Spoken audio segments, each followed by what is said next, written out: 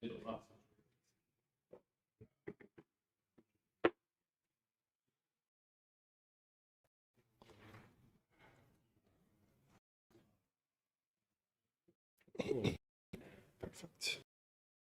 All right, Rabbi, say good morning, a good chodesh, freilich Hanukkah.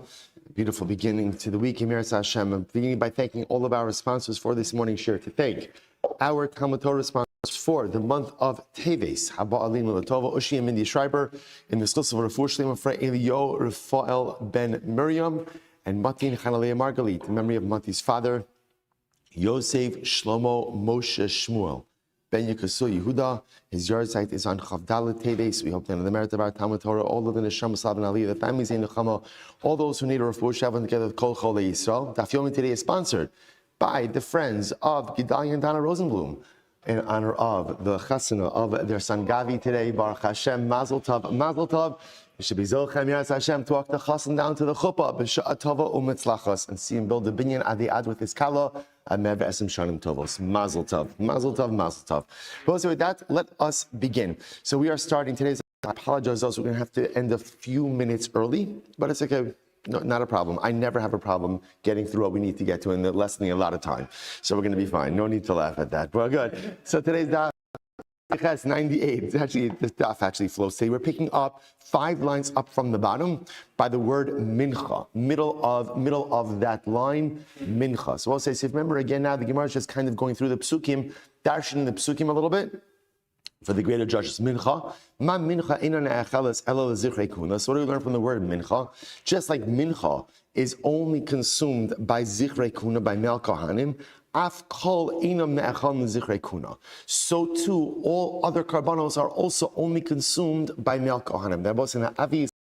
That statement does not appear to be true, right? Because there are many karbanos that are consumed by many others other than zichrei kuna. So it's interesting. What the Gemara seems to understand over here is that whenever the Torah itself does not tell you who the karban is consumed by, generally that means it is consumed only by mel kohanim. In other words, if the Torah tells you that it's consumed by a greater population, then good. But if the Torah doesn't say anything, it's almost like the default assumption is that the carbon is consumed by mel kohanim. So the Gemara says, Mahi, what are you talking about over here? In other words, what type of carbon are we referring to? Ichatas va'asham. If it's a chatas and an asham, then behedjek sibahu kol zachar bekohanim yochelu. So again, if it's a chatas or an asham, then that's pretty explicit. The Torah explicitly says that it's only eaten by mel kohanim.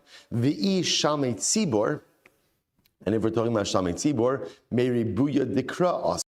Bekodesh hakadashim tochlanu kol zachar yochalo. So limeid al shamei tzibor shena nechon el zichrei kuna. And if it's talking about shamei tzibor, right? Again, communal shlamim. Then Abba say that's learned out from the psukim.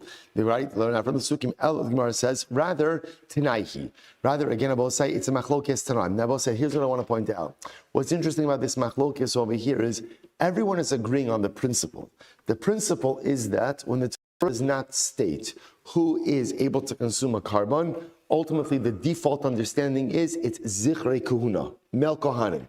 The shaila is what is the source of that halacha. So now the Gemara says Tanaihi. The source of that halacha is a machlokes tanaim. Top of Tzadiches 98a. Ika denafkale mehacha. Start from here. Fika denafkale mehacha, and others learn it out from here. So this is one of these beautiful machloksim where the machlokis is not about the halacha. Everyone agrees on the halacha. The machlokis ultimately again is the source. Good. Working our way through the pasuk. Chatos. So what do we learn from chatos? Ma chatos miskadeshes bibalua. Av kol miskadeshes bibalua. It was a very interesting halacha. 98a, third line down. Just like a chatas, will say, if a chatas ultimately again could transfer taste to other things and therefore convey its properties to other things. Bibalua means through absorption.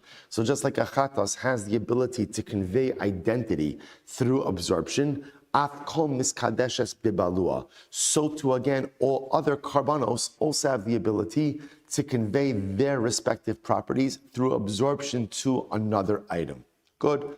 Asham, again, just what I was working right through the pasuk.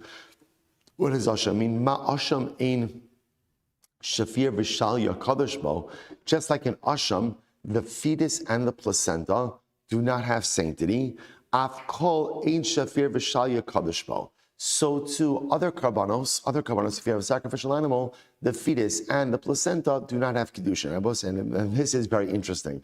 There's a very good reason why by Asham, the fetus and the placenta do not possess kedusha. Why is that? Because again, Asham is a male animal, right? So remember, this is very important. No matter how the Asham identifies, right? Lamaisa, again, it's a male animal. So therefore, there's no way. So look at Rashi just a moment. It's actually very interesting.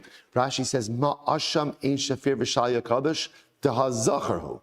Now, Asham Rabbi is only brought from a male animal. It's fine. So now the Gemara learns like this. Watch this, Josh, because it's quite interesting. So just like an Asham, obviously, again, the placenta or the fetus and the placenta are not going to be kaddish. So too by other sacrificial animals, if you have an animal that is a sacrificial animal that is pregnant, ultimately, again, the fetus and the placenta are not kaddish. Now back to the Gemara. Kasavar vlados kachim b'havyat. Bless you. Vlados kachim b'havyasan hein kedoshim. Shabbos is very interesting. What do we learn from here? We learn from here that halacha l'maisa, the offspring of, now this is very important, the offspring of karbanos, in fact, have sacrificial sanctity. But when do they have sacrificial sanctity? Only when they're birthed, not when they're in utero. If you take a quick look at Rashi, Rashi says, Vlados behemos kachim ba'avyasani kachim. It's in the short lines, and it's in the short lines like about 8 lines up from before it becomes wide. Vlados behemos ba'avyasani kedoshim kishinoladim hein kedoshim. Follow b'ma'i iman the garment ashna. So it's actually quite interesting. So when a sacrificial animal gives birth, the offspring in fact is kaddish, but that kedusha only vests upon the offspring once it is birthed, not while it is in utero. Quite fascinating. Furthermore, v'danan afshar mishe'i afshar, and literally we darshan out possible from the impossible. Because also remember again, where is this entire halacha being learned out from? Where is it being learned out from? Asham. Asham is a case of i'afshar, impossible. Why is it impossible? Because it's a male animal. So obviously, again, there's no placenta, there's no fetus by a male animal. Yet we're darshaning all of the other cases ultimately again from Asham. Again, incredible. So the Gemara goes weiter. So we'll say, so by the way, so just so you understand, we are really like accumulating some fascinating, just like carbonic facts along this journey, right? So we've established from Chatos that when the Torah does not state, when the Torah does not tell us who eats a carbon, the default is male kohanim. From Asham, ultimately again, I'm sorry, that was from Mincha. Sorry, that's from Mincha. From Chatos, we're learning again that karbanos have the ability to go ahead and convey identity through absorption. Through Asham, we're learning out the idea that a placenta and a fetus in utero do not possess sacrificial sanctity. Only once it's birthed does it have sacrificial sanctity. Good, let's go weiter. Miluim. So we'll say, what do I learn from Miluim? So the Gemara says, Ma miluim mutarin b'sreifa ve'ein ba'alei. Sorry. Ma miluim mosrehen b'sreifa ve'ein ba'alei chai b'mosrehen. So we'll say, okay, so now this is interesting. Now remember, miluim over both sides, this is talking about the karbanos that were offered up when the Mishkan was consecrated. So listen to this. By miluim mosrehen b'sreifa. Now what does it mean mosrehen? Mosrehen literally means they're leftovers. What is that a reference to? Nosar. Good old nosar, right? So nosar, remember again, is any carbon that is left past is permitted. It's permitted window of consumption. So just like by miluim, mosrehen b'sreifa, which means that what? That halacha l'maisa, again, anything that is left over is burnt. Now, both sides. Now this is very interesting. Ve'ein ba'alei chai mosrehen, but living animals do not have a din of nosar. Now, what does that mean? This is really very interesting. Take a look at Rashi. Rashi says over here, it's Rashi actually in the first wide line. Mami luin mosrem misreifa, v'lo hayu ba'alechem mosrem b'nemiluim. Shari carbon sibor hayu v'lo hufshu shayim lachrayis. So okay, so both say, so actually leave that, go to the next Rashi. I've called kachim mosrem misreifa b'alechem mosrem, shim hayu ba'alechem mosrem kigon. Actually, I didn't read the rest of the Gemara, I just realized. Let's go back for a second. Sorry. It's just very exciting. Right? So remember again, when it came to the karbanos of the Beis HaMikdash, Rabbosai, if you had leftover sacrificial matter, what is that called? Once more, what is that called? Nosar. What do you do with nosar? You burn it. Now, Rabbosai, but let's say you have nosar of living animals. Now, how would you ever have nosar of living animals? So I could be in a very simple case. I am a cautious person by nature, so I'm going ahead and designating the carbon. And I also want to be prepared in the event that my carbon gets lost, I want to have a backup carbon. But it turns out that my carbon never gets lost. So we'll say, so now that second carbon, so to speak, is an extra carbon, but we don't treat that like nosar in going ahead and burning it. That's essentially what the Gemara means when it says, ein ba'alei chaim. So let's go back to that Gemara for just one moment. So the Gemara says, miluim, ma miluim osrem v'sheifa. Just like by miluim, any leftover sacrificial matter is nosar and is burnt. Ve'ein ba'alei chaim b'mosreihen.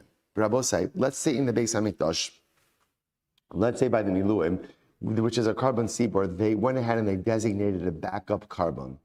That backup carbon would not have the din, ultimately again, of nosar, and therefore you would not dispose of that additional living animal in any other way.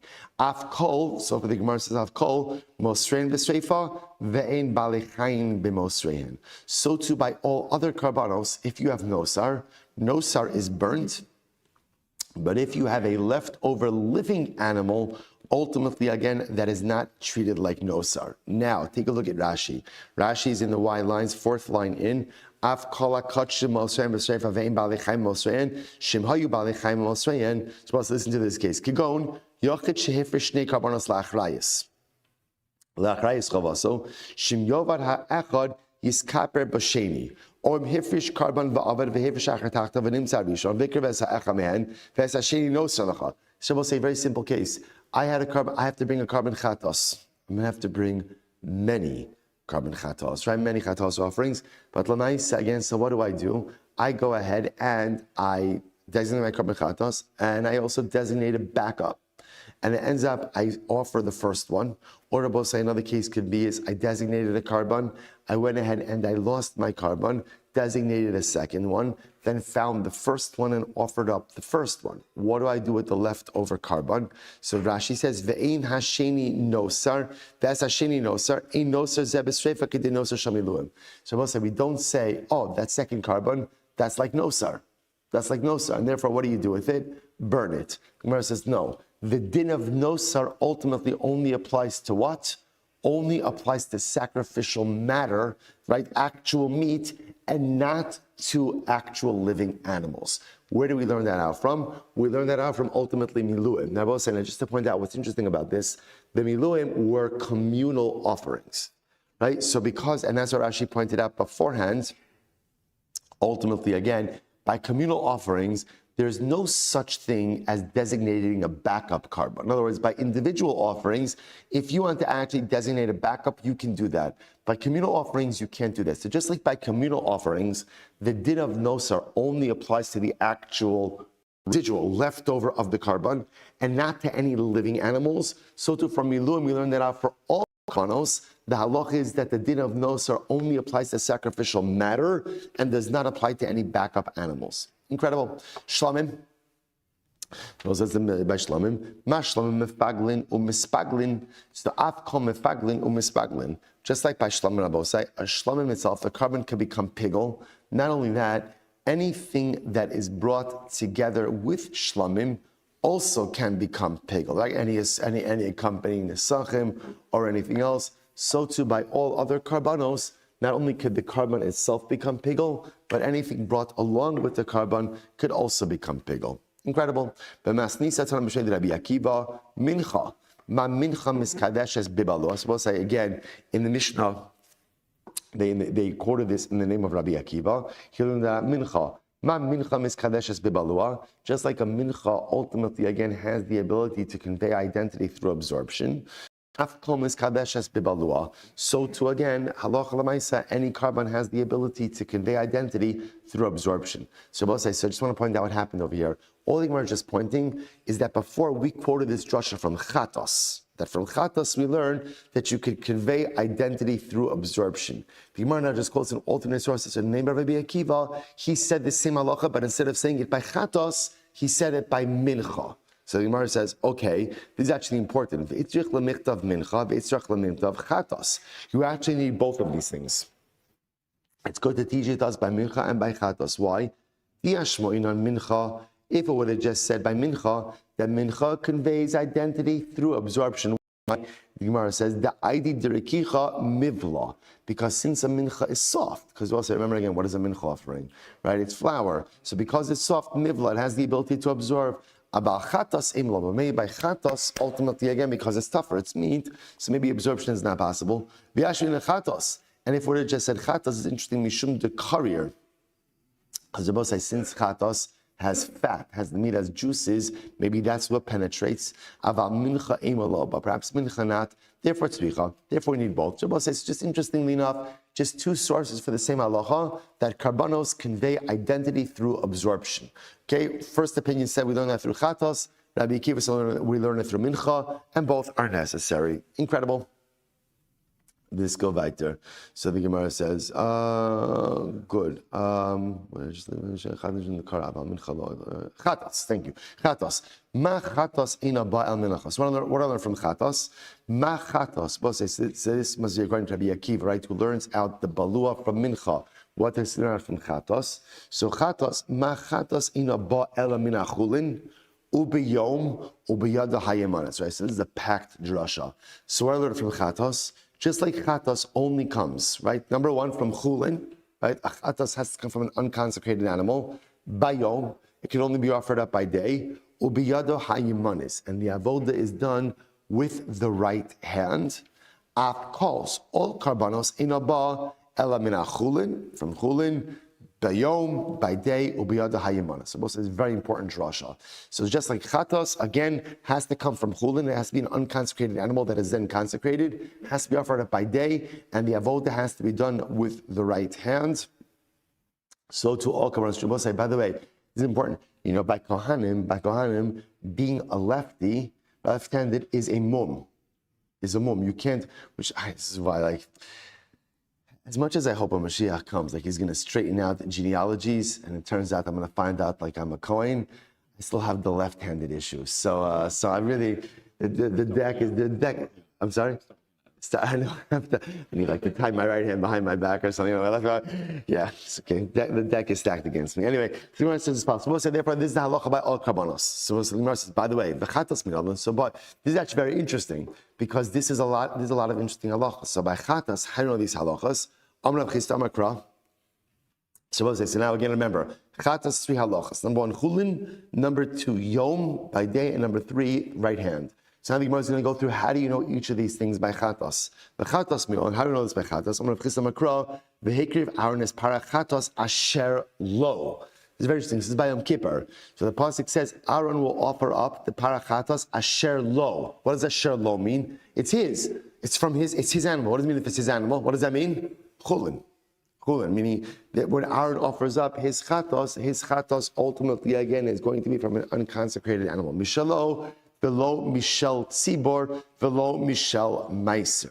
So Shalom means mamish, it's his animal, meaning again, it's not from communal funds, and ultimately again, not from Meiser. Bayom, how do I know ultimately again that it has to be done by day? Mi beyom savoso nafka.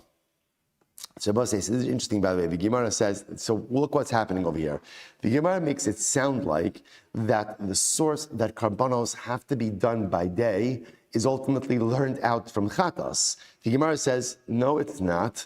Yom is actually learned out, I will say, from an explicit pasuk that says, biyom tzavaso. Asher tziva Hashem es Moshe v'har Sinai, biyom tzavaso. That's really not that Kabbalah is done by day. The Gemara says, you're right, kadei naspa. We'll say kadei naspa means, is an interesting phrase that literally, I guess the way we translate it is like, in passing. What does that mean? Sometimes the Gemara will just say stuff in passing, right? Now, what the Gemara doesn't mean is like to be explicit, rather just, so what does that mean? The Gemara said, we learn out from chatos 3 things. What are the 3 things? Number 1, that a carpet has to come. Trying to get centered. I'm not centered enough. Good. Here we go. Right? That am I centered or less centered? No. Good. So the Gemara says, I line it up with the crown of the, but that might not be centered. It's not centered. Everything is off. Okay. So, by the way, what a mussar, right? What a mussar.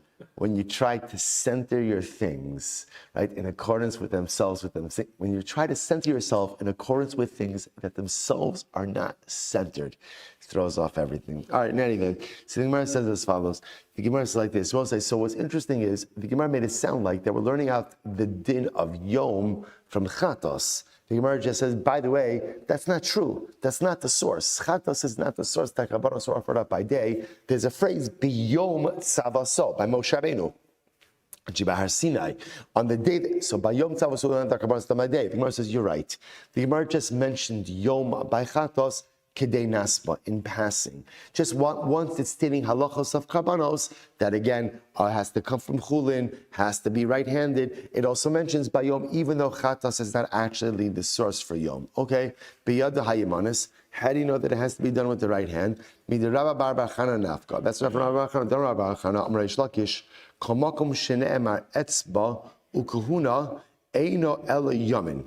So here's the problem. The Gemara then says, by the way, we don't learn out the din of right hands from chatas either, right? Where is that learned out from? That's from Rabbi Chana. Rabbi Chana, Rish Lakish says, "Komakum shnema etzba ukahuna." Whenever it says etzba ukahuna, then halacha l'maisa, that means it's what? Right hand. So it turns out that the din of right hand is also not learned out from chatas.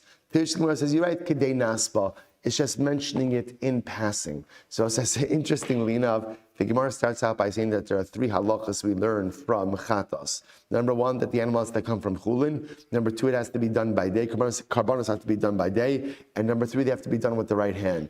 It turns out that the only one that's actually learned out from chatos itself is the first one, that it has to be chulin. The other two are actually learned out from other sources, but the Gemara just kind of groups them all together in passing. The other possibility is Savar Rabbi Shimon. So he holds like Rabbi Shimon. What does Rabbi Shimon say? The Amar Etzba lo baya kahuna, kahuna baya etzba. So this is actually very. Rabbi Shimon says whenever you see the word etzba, etzba always means the word right hand, always means right. It does not need to be modified by kahuna. But whenever you find kahuna does need to be modified by etzba in order to mean right hand. Okay, asham. What I learned by asham? So the Gemara says, "Ma asham atzmosav mutarin, afkol atzmosav mutarin." So the Rebbe says, incredible. So what does asham mean? So just like by asham, what is the halacha? The bones of an asham are mutar. Now I will say, if you look at Rashi, it's actually very interesting. 4 lines up from the bottom of Rashi. Ma asham atzmosav mutarin, la'asos mehen kelim. So I will say, if you, for example, want to fashion utensils out of the bones of an asham, ultimately, again, that is mutar. So just interesting. So just like the bones of an asham are mutar, afkol atzmosav mutarin. So to the bones of any carbon are going to be mutar. Rashi says, afkol Vafilu ola. Now, said, what's the chiddush of this? Even in ola, which obviously is fully consumed on the mizbeach. So just like asham, the bones are permitted, so to the bones of any carbon ultimately are permitted. Amar Rava. So Rava says as follows. Pshitali. We'll say, now we'll say, this is actually a little bit of a throwback sugya. We're actually now going back to kibbutz. Right? To the remember again, we'll say quick review. The halach of kibbutz applies to what? Dam chatas, only chatas. Interestingly enough, and what area do you have to launder? Only the area of the actual stain itself. You need not launder the entire garment. So now back to kibbutz for a little bit. Amrava pshitali. So it's like this. This is fascinating. Dam chatas lemata, v'dam ola lemata ta'on kibbutz. So we'll say now watch this. So Rava says like this. Rava says it's obvious to me that if you have, let's say again, we'll say 2 stains. The first stain that comes on the garment is dam chatos. The second stain that comes on the garment, ultimately again, is dam ola. So Rava says it's pashut that you require laundering. Now, what's going on over here? Take a look at Rashi. It's actually quite interesting. Rashi says, 98b. Dam chatos matav dam ola ma'ala, nafal dam chatos tchila. So the order of the stains is very important. First, the chatos blood falls on the garment, and then the ola blood falls on. Now remember again, what's the status of ola blood on a garment? What's the status? Nothing. There's no din kibbutz. So look at Rashi. He says, "V'chazim dam ola al osa kibbutz ton kibbutz daha dam chatos nogeya bebeget ubaluabo." Okay, so we'll say now watch this. When the dam chatos is the first thing that falls on the beged, the Gemara is now saying there's 2 things that happen. Number 1, it's touching the garment. and number two, it's absorbed in the garment. So it's obvious if there's contact and absorption, then of course there's a din of kibus. Watch this. It's the follow-up question. That's really the question. By Rava, 98b, second line. By Rava, dam ola lemata v'dam chatas lemala mahu. This is very interesting. Let's say the dam ola fell on first, was splattered on the beged first. And then on top of the dam ola, you have dam chatas. What is the halacha in this case? Now, what's the shaila? Now, watch this. The Gemara is operating under the following assumption. Let me tell you this outside, then we'll see it inside. Here's the assumption. Whatever blood touches the garment first, that's the blood that gets absorbed. Any subsequent blood is going to touch the garment, but will not be absorbed. So therefore, again, in the first case, where it was the dam chatos, which was the first blood on the garment, and again, there's both contact and absorption. And then when the dam ola comes on top, there's contact but no absorption. So that's obvious that there's a din of kibus. In case two, dam ola is there first, which means dam ola is first absorbed and contact. Then dam chatos comes along, and what is dam chatos? What happens with dam chatos? There's what? There's contact but no absorption. No absorption. So the shaila is, what's the halacha? I just want to point out how fascinating this is, right? That halacha understands that by a garment, there's a limited amount of absorptive ability. Right? So whatever is there first gets absorbed. Anything subsequent has contact but no absorption. I just want to point out how different a human being is than a garment, right? A garment has limited absorption. Human beings, we have unlimited absorption. This goes both in the positive and the negative. Let's start with the negative, only because I'm tired. Right? So let's start with the negative, right? So the negative I will say is that unfortunately we absorb everything around us, including all the shmos and all the negative. And unfortunately, there's no limit to the amount of negativity that ultimately we could absorb. Conversely, no matter how much negativity one has absorbed, no matter how much shmutz one has absorbed, there is still an unlimited capacity to absorb as much kedusha as you want. Sometimes we look at ourselves and we say, I'm a person that's absorbed so much shmutz. How could someone like me ever become tahar and kaddish? And it's very simple. The answer is simple, because I'm not a beged. Because I'm not a beged. That's it. That's a bumper sticker. I am not a beged. Whereas a beged has limited absorptive capacity, and once it absorbed the wrong, quote unquote, the wrong thing, that's it. I have unlimited absorptive ability. And therefore, no matter how much shmutz I've absorbed in my life, I still have unlimited capacity to absorb as much kedusha as possible. There's such a tremendous and profound lesson of hope. And I will say it's even more than that, because sometime now, obviously, also, I could get the shmutz out, because I could kasher myself. But the good part is, sometimes, even before I get the shmutz out, I still have the ability to allow so much kedusha in. Because sometimes getting the shmutz out is a little bit difficult. And even before I'm able to go through that kashering process of expunging the negativity from within, I'm still able to go ahead and literally absorb as much kedusha as possible. Incredible. So we'll say, so back to the shaila. So that's the shaila. So now this garment absorbed the blood of the ola first, and then the dam chatas came on top of it. So does the beged require kibus or not? So here's the shaila. The Gemara says, "Ma'u mishum nogeahu v'hanogea." So do we say that it's contact? Ultimately, again, that creates the obligation.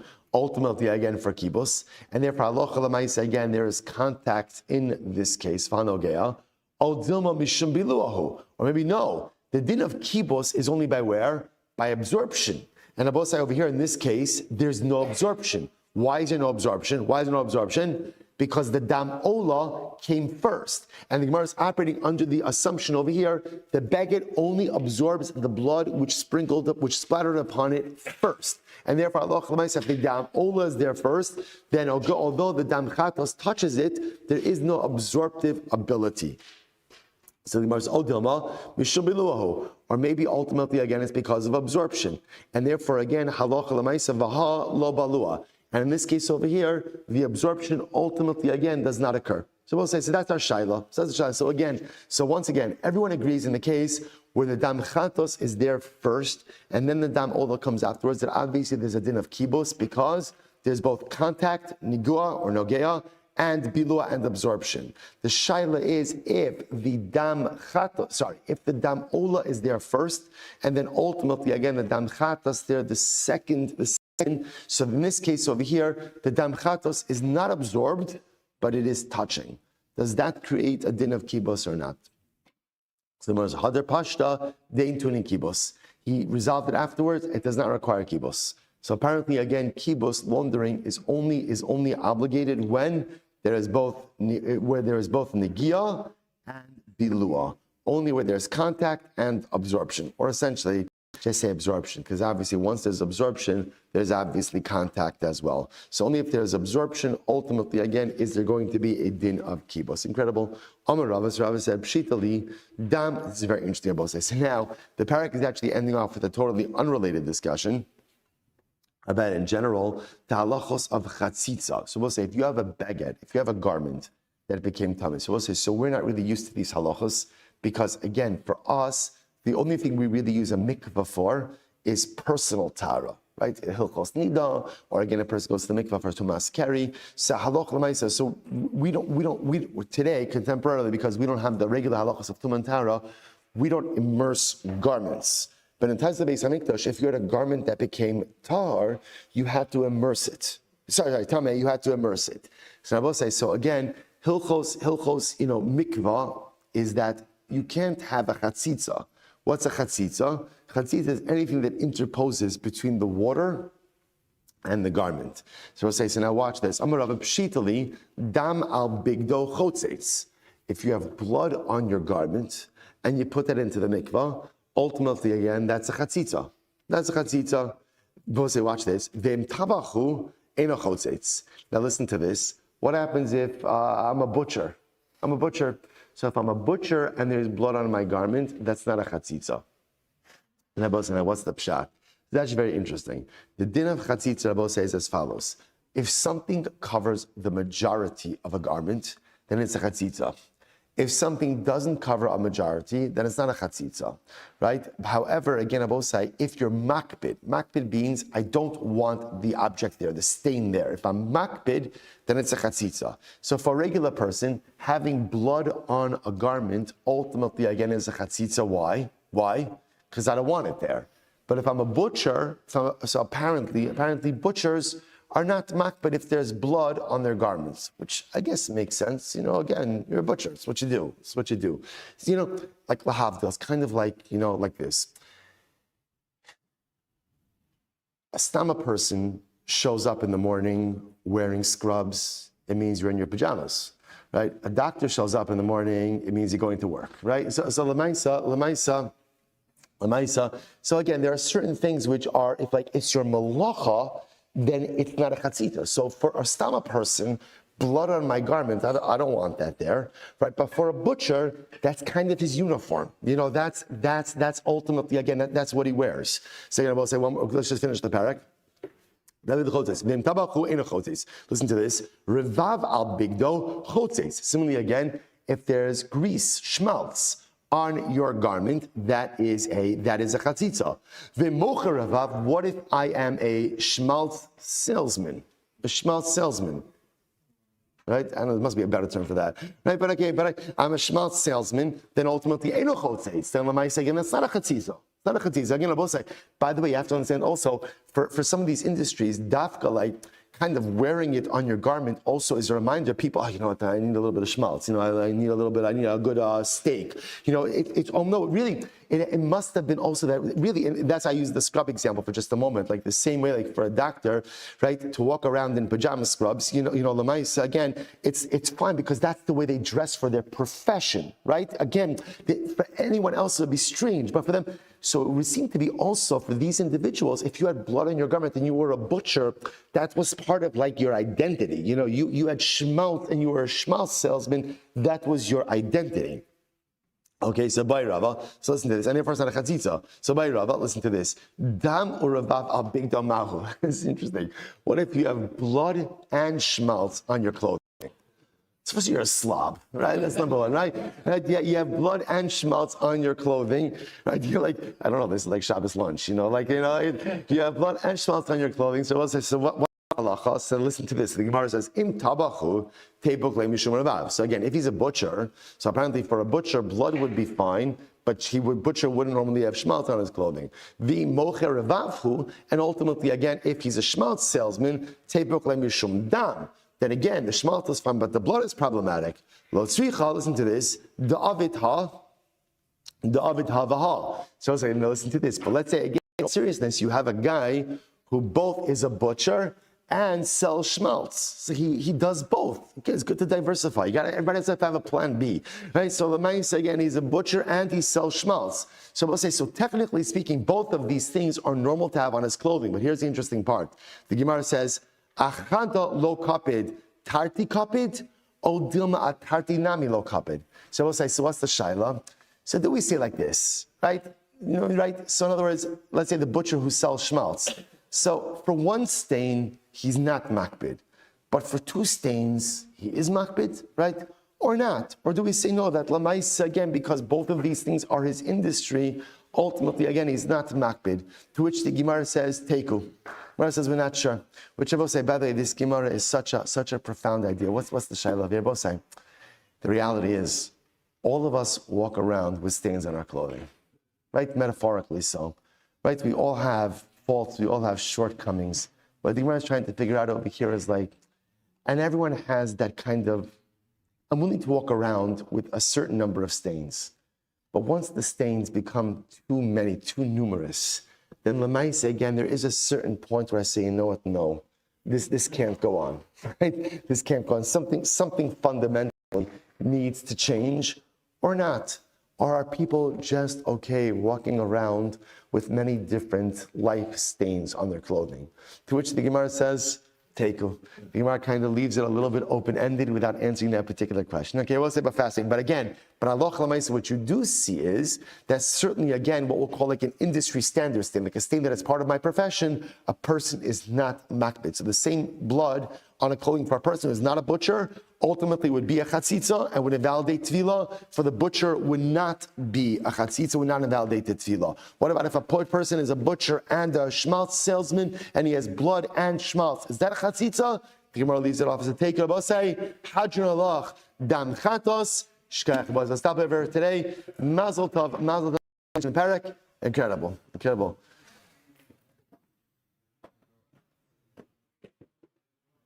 All right, Chevra Zoom, have a great day, everyone. We'll say just for the 9 o'clock minyan, in here. Stuck on. All right, brother.